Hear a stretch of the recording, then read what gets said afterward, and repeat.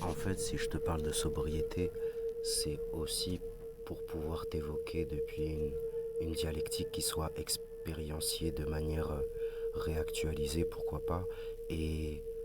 et parce que l'expérience c'est l'expérience en fait, donc faut bien, voilà, si tu as l'expérience de quoi tu parles, c'est beaucoup plus fiable en fait, et t'es beaucoup plus assertif, et qui peut mettre, tu vois, ta parole ne deviendrait pas peut-être plus quelque chose qui rendrait le goût justement de tous ces propos-là. Moi, je dirais assertif, comme je viens de le dire.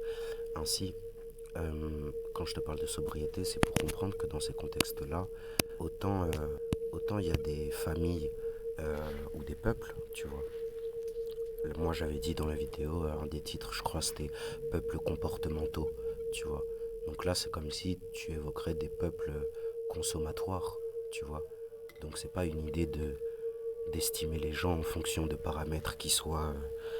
délétères ou discriminatoires, mais c'est bien depuis le fait d'avoir expérimenté certaines dynamiques sociales que peut s'être compris qu'est-ce qui représente un espèce de trajectoire du mouvement d'une information en ce sein, et est-ce que à certains moments c'est pas ce type de mouvement là dissocié de la nature de ce qui est mis en mouvement dedans qui peut être compris dans le fait de trouver des solutions à des problèmes, comme je connaissais quelqu'un qui disait qu'il n'y a pas de solution sans problème. Donc en ce sens, ça veut bien dire que vivre depuis le fait de se sentir dans sa tête, dans un sentiment d'extase, c'est vraiment quelque chose qui viendrait dire que ce que toi tu vas aller chercher en évoquant le fait qu'il faudrait se sentir au paradis ou en enfer pour pouvoir évoquer le fait de dire peuple comportemental sans être quelqu'un ou de raciste ou de non raciste ou d'ultra gauche ou d'ultra droite ou d'extrême gauche ou d'extrême droite, c'est que t'as pas la voix du milieu en fait. Si t'es rendu à devoir céder à ce que ça représenterait de se disrupter pour ce type de références ou de considérations là, même si elles étaient évoquées autour et à l'extérieur, et surtout les reconnaître à l'intérieur pour comprendre que si le paradis et l'enfer c'était des états que tu pourrais vivre depuis l'intérieur de toi-même, tu pourrais comprendre que le fait d'expérimenter l'enfer que ça pourrait représenter en apparence, la sobriété, lorsque tu es quelqu'un qui est à même de pouvoir consommer, bah tu te rendrais compte que ça peut te permettre aussi de prendre du recul et de la hauteur sur ce que représentent justement ces peuples consommatoires en fait. Et tu comprendras que les gens qui vont consommer tel type de choses, bah en fait tu vas avoir à faire du self-défense émotionnel d'une certaine façon vis-à-vis d'eux en fait. Les gens qui vont consommer tel autre type de choses, bah d'une autre façon en fait. Donc c'est pas le fait de goûter ou de ne pas goûter, c'est surtout le fait de qu'est-ce que tu écoutes en toi, au moment où cela serait question de pouvoir être immergé dans un contexte qui te permet d'être réellement en mesure d'écouter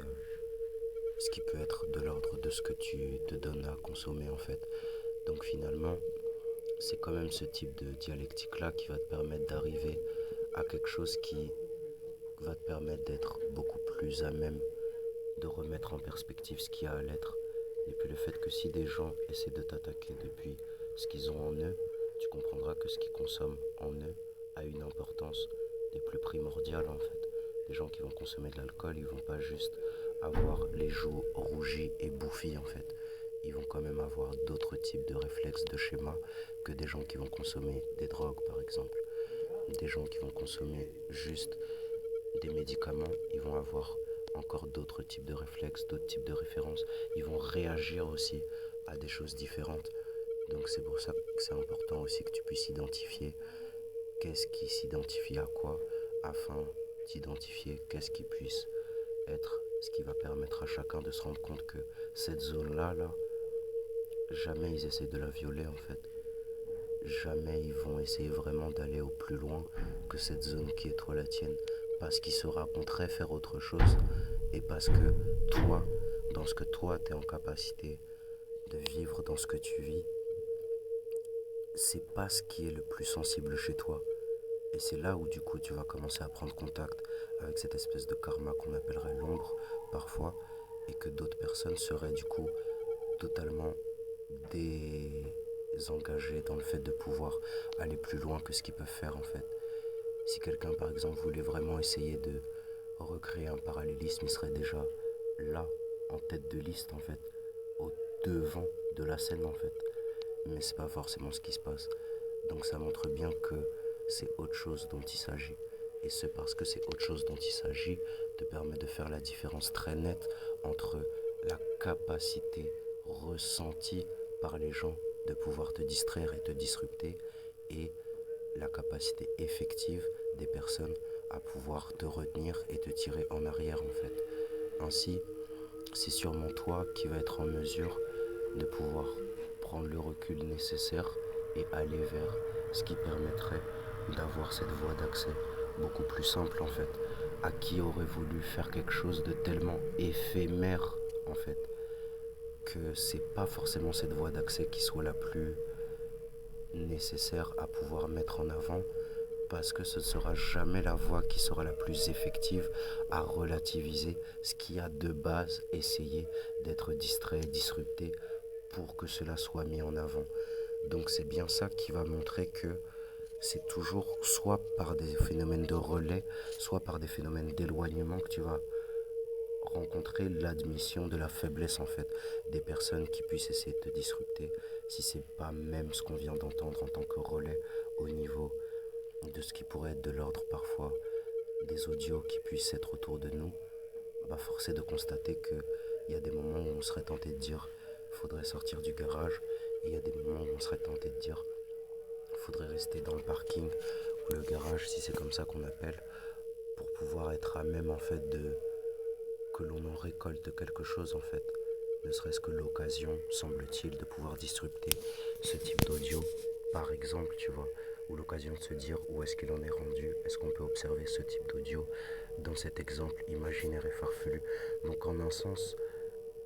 n'essaie pas de t'attendre qui ne crée pas le chemin de la réciproque. C'est ça que j'aimerais que tu retiennes en fait dans ce premier chapitre. Ne peut pas être en contact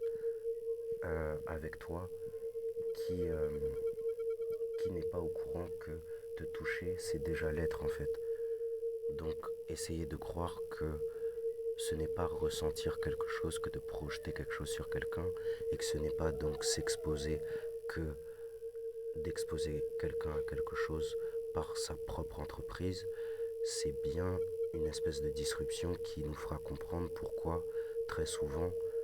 il y a toujours une voie d'accès à comprendre les déséquilibres des gens. Parfois ça va être dans leur fiscalité, c'est pour ça que je te parlais de l'argent, parce qu'il y a des gens qui ne sont pas à la rue,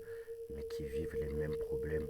que les gens à la rue vis-à-vis de ce que propose le déséquilibre d'argent, mais depuis le fait de vouloir se maintenir dans cet état qui n'est pas à la rue, mais qui peut être très bien emprisonnant dans d'autres cadres, qui puissent être en termes de loyauté, de déloyauté, et de boucles plutôt que de cycles, comme c'était évoqué précédemment. Donc en soi, c'est un peu comme l'entropie, il y a des gens qui s'autodétruisent dans leur manière de créer de la puissance, de générer de la force en fait. Et il y en a d'autres qui vont utiliser leur force pour construire par-delà ce qui se détruit en fait. Après, c'est à toi de comprendre que ce que tu fais en toi, ça va se répercuter et résonner à l'extérieur vers ce vers quoi tu vas converger, car rayonner libère, souvenons-nous le futur, car il n'y a pas de moments ordinaires. Salutations, namasté.